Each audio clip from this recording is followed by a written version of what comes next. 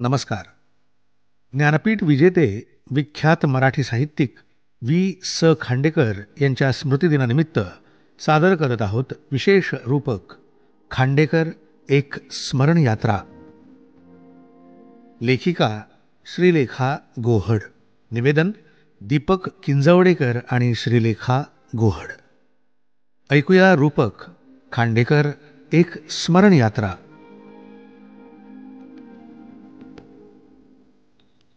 वेलीवर नाना रंगांची फुलं उमलली आहेत. प्रीतीही या वेलीसारखीच आहे. प्रीती म्हणजे यौवनाच्या प्रेरणेतून उद्भवणारी वासना नव्हे. या वासनेची किंमत मी कमी मानत नाही. साऱ्या संसाराचा आधार आहे ती. पण या वासनेला जेव्हा खोल भावनेची जोड मिळते तेव्हाच प्रीती ही अमृतवेल होते. अरे वा, आज अमृतवेल हातात घेतलेलं दिसतंय. काय विशेष? आज 2 सप्टेंबर. त्यामुळे विचार केला की ह्या वर्षभरात भाऊंच्या सगळ्या कादंबऱ्या नव्याने परत वाचून बघाव्यात. खरंच त्यांच्या साहित्य स्मृतींना दिलेली मानवंदनाच म्हण हवं तर. उत्तम उपक्रम आहे की. पण मग त्यांची तर पहिली कादंबरी हृदयाची हाक होती. तू हे अमृतवेल कुठून मध्येच घेतलंस? अरे, अमृत हे शाश्वत जीवनाचे प्रतीक आहे ना. त्याचप्रमाणे त्यांचं साहित्य पण शाश्वत आहे. म्हणून अमृतवेल या कादंबरीकडे माझं मन ओढलं गेलं. अगदी. तर श्रोतेहो, या शाश्वत साहित्याचे जनक स खांडेकर म्हणजेच विष्णू सखाराम खांडेकर यांचा आज म्हणजे 2 सप्टेंबरला स्मृतिदिन आहे. 2 सप्टेंबर 1976 रोजी त्यांना देवाज्ञा झाली. त्यामुळे हे आजपासून सुरू होणारे वर्ष त्यांच्या स्मृतिदिनाचं सुवर्ण वर्ष म्हणून साजरं करत आहोत. त्यानिमित्त त्यांच्या साहित्याचा आस्वाद घेऊयात. भाऊंचा म्हणजेच स खांडेकर यांचा जन्म 11 जानेवारी 1898 रोजी महाराष्ट्रातील सांगली या गावी झाला. त्यांचे शालेय शिक्षण सांगली येथे झाले. तर महाविद्यालयीन शिक्षणासाठी त्यांनी पुण्यातील फर्ग्युसन महाविद्यालयात प्रवेश घेतला. शिक्षण पूर्ण झाल्यावर ते कोकण येथील शिरोडे या गावातील इंग्रजी शाळेत शिक्षक म्हणून रुजू झाले. पुढे त्याच शाळेचे ते मुख्याध्यापक झाले आणि तिथूनच त्यांनी खऱ्या अर्थाने लेखन कार्याला सुरुवात केली. त्यांनी आपल्या साहित्य सेवेचा प्रारंभ कथालेखनापासून केला. अनेक लघुकथा आणि रूपककथा त्यांनी लिहिलेल्या आहेत. त्यांच्या लघुकथा अतिशय श्रेष्ठ दर्जाच्या असून त्यांना मोठे वाङ्मयीन मूल्य प्राप्त झाले आहे. पण खांडेकरांना अमाप लोकप्रियता मिळाली ती एक कादंबरीकार म्हणूनच. 1930 मध्ये हृदयाची हाक ही पहिली कादंबरी त्यांनी लिहिली. त्या पाठोपाठ एकापेक्षा एक सरस अशा कादंबऱ्या त्यांनी लिहिल्या. यापूर्वी त्यांची घर कुणाचे ही पहिली लघुकथा 1923 साली महाराष्ट्र साहित्य मासिकात प्रसिद्ध झाली होती.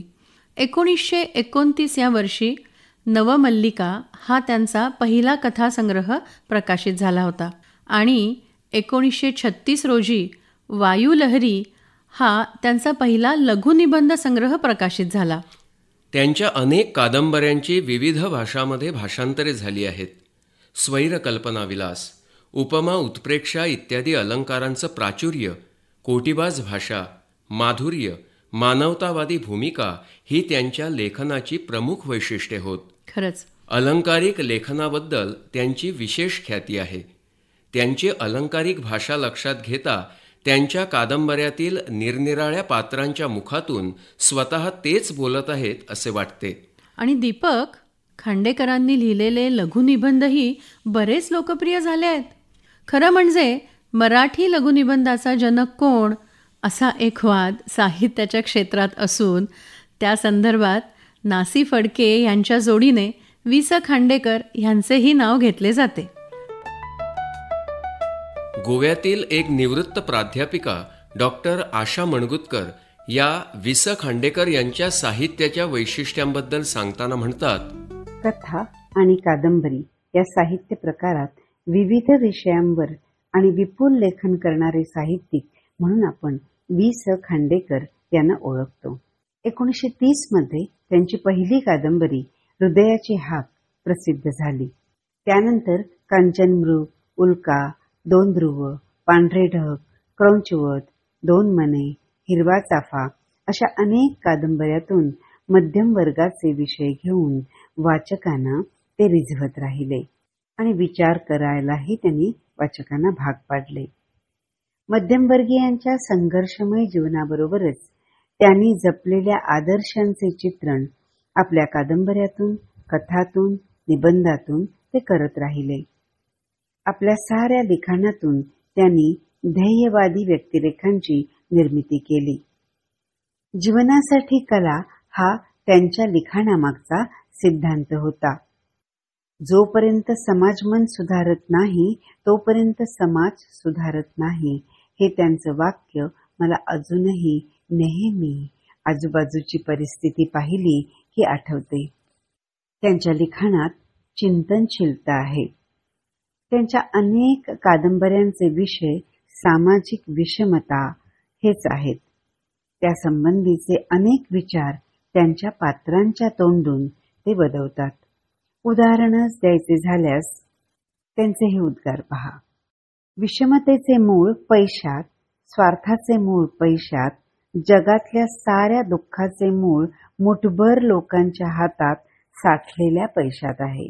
किंवा आणि एका ठिकाणी ते म्हणतात, जगात पैशाची वाटणीच योग्य रीतीने व्हायला हवी.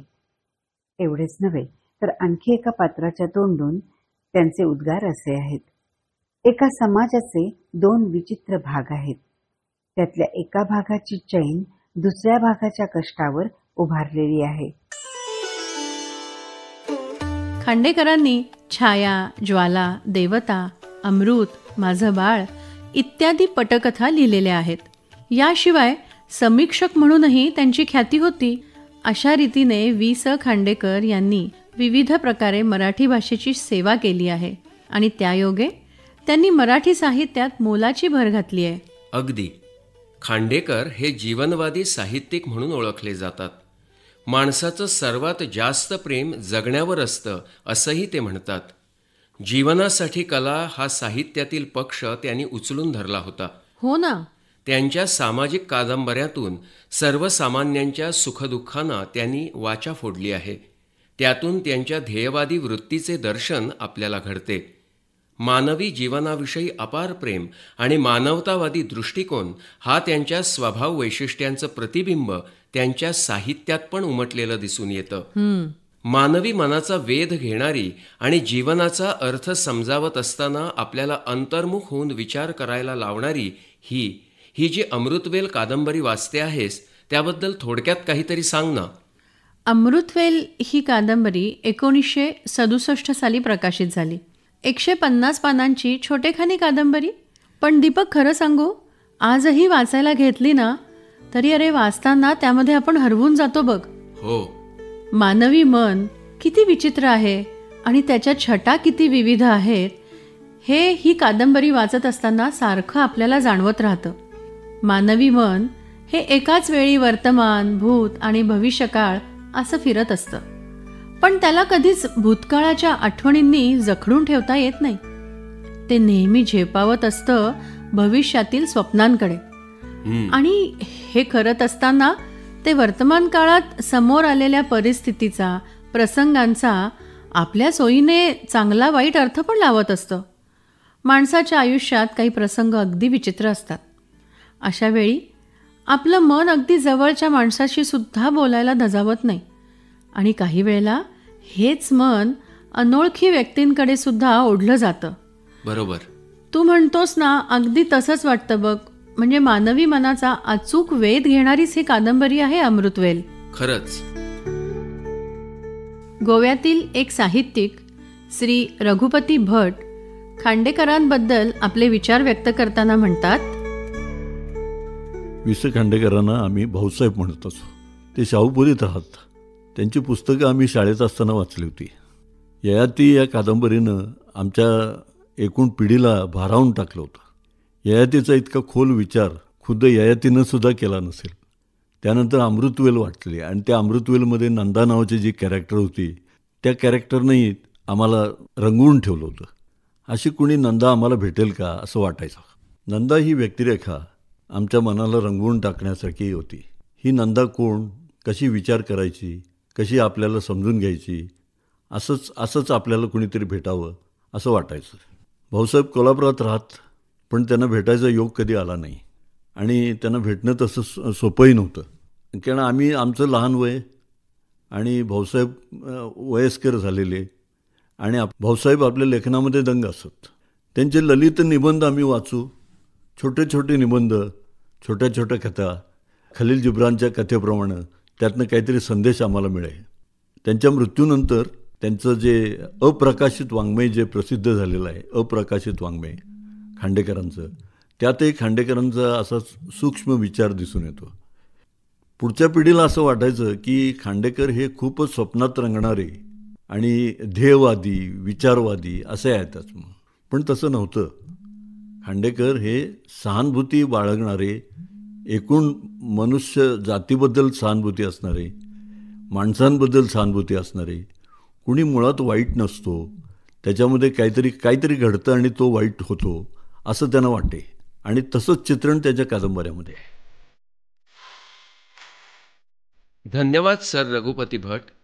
वा, या अशाच असामान्य लेखणीतून उतरलेली अश्रू कादंबरी आठवते. त्यातला नायक आजच्या सामान्य माणसाची वेदना बोलकी करणारा आहे. या 20व्या शतकानं जगाला बऱ्या वाईट अनेक गोष्टी दिल्या असतील, पण त्याची सर्वश्रेष्ठ देणगी म्हणजे त्याने सामान्य मनुष्याला दिलेलं महत्त्व.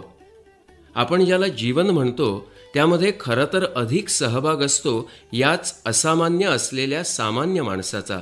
हो ना. आजपर्यंत मोठमोठ्या असामान्य लोकांनी म्हणजे राजे, संत, शास्त्रज्ञ, तत्त्वज्ञ, कवी यांनी सामान्य माणसांना गोड गोड वचनं देऊन त्यांना सगळ्या क्षेत्रापासून वंचित ठेवलं. खरंय. पण तरीही माणुसकीचा आधार एकच होता, तो म्हणजे संस्कृतीची मूल्ये सांभाळण्यासाठी धडपडणारा सामान्य माणूस, जो मान्य आहे की विशेष चांगलं काही करू शकत नसेल, पण वाईट करताना नक्कीच त्याचा हात कचरतो. अगदी बरोबर. खांडेकरांची साहित्य निर्मिती शाश्वत आहे हे आपण मगाशी म्हणालो की नाही, तेही फार पटतंय बघ. 1939 साली सुखाचा शोध ह्या कादंबरीचा आशय बघितला ना, तर तो सुद्धा अगदी आत्ताच्या समाजाला उपयुक्त ठरतो. मानवी जीवनाचे क्रांतिकारी विचार खांडेकर ह्या कादंबरीत मांडतात. त्यात भाऊ म्हणतात, मानवी जीवन हा एक त्रिवेणी संगम आहे. स्वतःचे सुख आणि विकास ही या संगमातील पहिली नदी. कुटुंबाचे ऋण फेडणे हा त्यातला दुसरा प्रवाह. आणि समाजाचा घटक म्हणून समाजाच्या प्रगतीला हातभार लावणे ही या संगमातील गुप्त सरस्वती. व्यक्तिगत ऋण, कुटुंब ऋण आणि समाज ऋण हे तीनही सर्वसामान्य माणसाच्या जीवनात अविरोधाने नांदू शकले तरच हे जीवन यशस्वी झाले असे म्हणता येईल. सुखाचा शोध ह्या कादंबरीतील पात्र हेच सांगतात. परंपरागत आदर्श आंधळेपणाने पाळणे हे व्यक्तीच्या तसेच समाजाच्या दृष्टीने अहितकारक ठरते. अगदी. आणि श्रीलेखा खांडेकरांचे लेखन ध्येयवादी आहे. अंतःकरणात समाज कल्याणाची आणि प्रगतीची तळमळ आहे. ललित भाषा, रम्य कल्पना, कोटिवाजपणा व समाज हिताचा प्रचार ही त्यांच्या लघुकथेची वैशिष्ट्ये आहेत. कल्पनाशक्ती अतिशय तल्लख आणि तेजस्वी. लेखनातून मनोरंजन करण्याबरोबर समाज जीवनावर भाष्य करणे हे त्यांच्या लेखनाचं स्वरूप होतं. खांडेकरांच्या लेखनातून माणुसकीचा गहिवर दिसून येतो. त्यांच्या लेखनातून माणसावरील अपार श्रद्धा व्यक्त होते. रूपक कथा हा नवा प्रकार त्यांनी रूढ केला. त्यांच्या कथालेखनातून व्यक्त होणारं जीवनदर्शन आणि ध्येयनिष्ठा वाचकांना प्रभावित करतात. म्हणूनच तर वि. स. खांडेकर हे जीवनवादी लेखक म्हणून ओळखले जातात. अर्थात मागासलेल्या खेड्याची प्रगती घडवावी आणि गोरगरीब मुलांना शिकवून त्यांच्या व्यक्तिमत्वाचा विकास करावा ह्या हेतूने शिरोड्यास आलेल्या खांडेकरांनी कष्टकरी खालच्या वर्गातील मुलांकडे सहानुभूतीने, प्रेमाने आणि करुणेच्या भावनेने पाहिले. अगदी. आणि शिरोडे येथील अध्यापन व्यवसाय सोडून नंतर खांडेकर लेखनासाठी कोल्हापूरला आले आणि तिथे स्थायिक झाले. शिक्षक म्हणून काम करत असताना त्यांचे इंग्रजी आणि मराठी वाचन सातत्याने सुरू होते. जीवनातील दारुण अनुभवांना भिडण्याची ताकद, सूक्ष्म निरीक्षण शक्ती, अंगभूत ध्येयवाद, भाषेची लाभलेली देणगी, मानवतावादी समाजप्रवण भूमिका ह्या गुणांमुळे खांडेकरांनी कथा, रूपककथा, लघुनिबंध, कादंबरी, पटकथा, वैचारिक आणि समीक्षापर लेख असं विविध प्रकारचं लेखन केलं आहे. बरोबर. प्राध्यापक अनिल सामंत हे गोवा मराठी अकादमीचे विद्यमान अध्यक्ष आहेत. खांडेकरांबद्दलच्या त्यांच्या भावना त्यांनी अशा व्यक्त केल्या. आधुनिक मराठी साहित्यातील एक ऋषितुल्य व्यक्तिमत्व म्हणून वि. स. खांडेकरांनी मराठी वाचकांच्या हृदयात आदराचं आणि सन्मानाचं स्थान प्राप्त केलं आहे. त्यांचं साहित्य जीवन कसं आहे हे सांगतेच, पण त्याचबरोबर जीवन कसं असायला हवं हेही सांगते. जीवनमूल्यांवरील आणि माणुसकीवरील श्रद्धा, सामान्य माणसातील असामान्यत्व, त्याच्यातील दिव्यत्व, माणसाची संघर्ष करण्याची शक्ती, त्याचा ध्येयवाद, हे सर्व त्यांच्या साहित्याचे प्रेरणास्त्रोत होते. ययाती या कादंबरीसाठी त्यांना मराठी भाषेचा पहिला ज्ञानपीठ पुरस्कार प्राप्त झाला. तत्व हरवलेलं राजकारण, नैतिकता हरवलेलं अर्थकारण, श्रमाविना हवी असलेली संपत्ती, त्याग हरवलेला धर्म आणि चारित्र्य हरवलेलं शिक्षण या विचारावरील सखोल चिंतन हाच या कादंबरीचा मूळ गाभा आहे. क्रौंचवध ही त्यांची दुसरी महत्त्वाची कादंबरी गांधीवाद आणि मार्क्सवादाच्या विचारांचा वेध घेत सामाजिक आणि राजकीय प्रश्न समजून घेण्याचा प्रयत्न करते. मराठी साहित्य राष्ट्रीय स्तरावर नेण्याचं ऐतिहासिक कार्य खांडेकरांनी केलं आहे. भारतीय पुरातन मिथकांचा समकालीन संदर्भात वापर करून त्यांनी जुन्या मिथकांना नवा अन्वयार्थ प्राप्त करून दिला. खांडेकर जसे लेखक म्हणून थोर होते, तसे ते माणूस म्हणून खूप मोठे होते. साहित्याला त्यांनी केवळ एक कला म्हणून मर्यादित न ठेवता सामाजिक परिवर्तनाचं एक प्रभावी माध्यम बनवलं. त्यांचं साहित्य, चरित्र आणि चारित्र्य मराठी मनाला सतत प्रेरणा देत राहील. खांडेकरांचं सगळं साहित्य हीच त्यांची संजीवन समाधी आहे. धन्यवाद सामंत सर. खांडेकरांनी मराठी चित्रपटसृष्टीला दिलेली देणगी म्हणजे 17 चित्रपट कथा. 1936 साली त्यांच्या छाया ह्या चित्रपटाला उत्कृष्ट चित्रपट कथा लेखनाचे सुवर्णपदक मिळाले. मराठी चित्रपटसृष्टीला वास्तवतापूर्ण तत्वप्रधान कथा देणारे तेजस्वी लेखक ह्या शब्दात दिग्दर्शक मास्टर विनायक यांनी खांडेकरांचा गौरव केला. अशा जीवन आणि कला यांना वाहून घेतलेल्या खांडेकरांच्या ययाती कादंबरीने तर इतिहास रचला. मराठी कादंबरी लेखनाच्या वाटचालीत त्यांची ययाती ही कादंबरी मैलाचा दगड ठरली.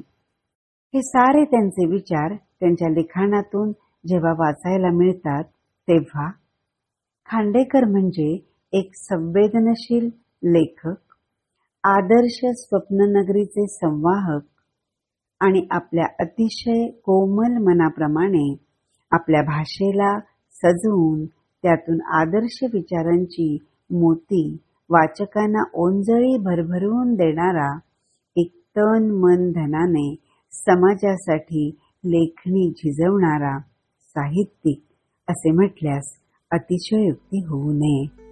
त्यांच्या स्मृतीला माझे लक्ष लक्ष प्रणाम. धन्यवाद आशाताई. 1961 मध्ये त्यांच्या ययाती ह्या कादंबरीस महाराष्ट्र सरकारने कादंबरी विभागाचे पहिले पारितोषिक दिले. याच कादंबरीस त्याच वर्षी साहित्य अकादमीचे पारितोषिक मिळाले.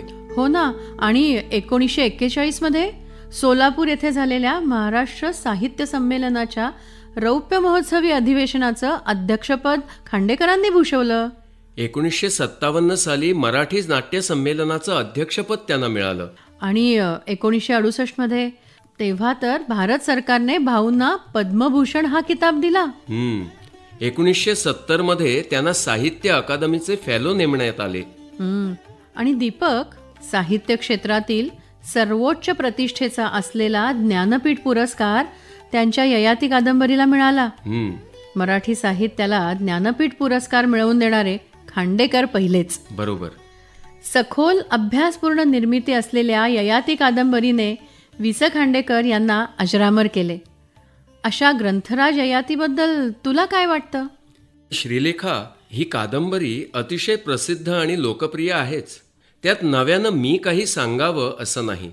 आणि मुख्य म्हणजे ययातीवर काही भाष्य केल्याशिवाय खांडेकर पूर्ण होऊच शकत नाही. अगदी. म्हणून मला काय वाटतं ते सांगतो. संसारात पैसा, कामवासना, सुख या सगळ्यापासून असमंजसपणे पळून जाणारा, प्रत्येक सुख म्हणजे पाप आहे असं समजणारा यती विकृतीचं एक टोक आहे. तर फक्त सर्व सुखोपभोग म्हणजेच आयुष्य असं मानणारा ययाती हे विकृतीचं दुसरं टोक. खरंय. एका पौराणिक उपकथानकाचा आधार घेऊन खांडेकरांनी ही कादंबरी रचली आहे. स्वप्रतिभेने असंख्य पात्र रचली आहेत. कादंबरीच्या पहिल्या पानापासून शेवटच्या पानापर्यंत उत्सुकता कायम राहते. कादंबरीतील पात्र स्वगत सांगताना परस्पर विरोधी भूमिका मांडतात. त्यांच्या या वादसंवादातून लेखक आपल्यासमोर एक तात्विक चर्चाच उभी करतो. लेखकाचं वैशिष्ट्य असं की ही चर्चा कथेच्या ओघात येते, पात्रांच्या सहज संवादात येते. आणि बरं का श्रीलेखा, पुस्तकाच्या शेवटी खांडेकरांनी या कादंबरीची कल्पना त्यांना कशी मिळाली, अनेक वर्ष त्यावर विचार अभ्यास करून शेवटी प्रत्यक्ष लेखनाकडे ते कसे वळले. कथा पौराणिक असली तरी तिची आजच्या जगातील प्रासंगिकता याबद्दल भाष्य केलं आहे. ययातीबद्दल हिंदी विकिपीडियावर संयुक्तिक श्लोक आढळला तो सांगतो. भोगान भुक्ता वयमेव भुक्ताः, तपोन तप्तं वयमेव तप्ताः, कालोन यातो वयमेव याताः, तृष्णान जीर्णा वयमेव जीर्णाः.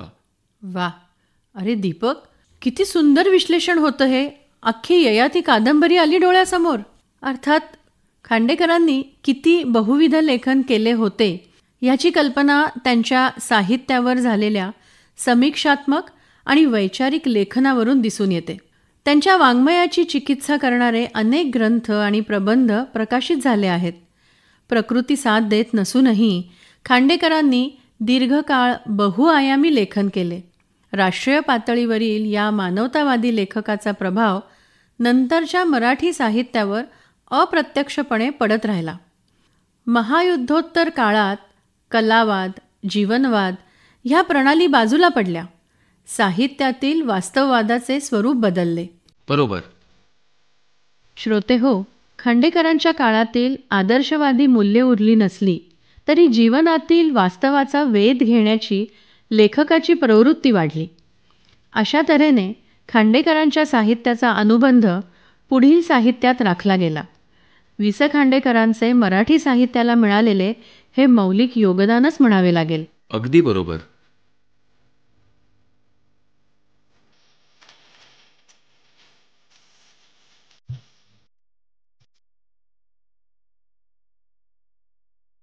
श्रोतेहो, आपण ऐकत होतात ज्ञानपीठ विजेते विख्यात मराठी साहित्यिक वि स खांडेकर यांच्या स्मृतिदिनानिमित्त विशेष रूपक खांडेकर एक स्मरण यात्रा.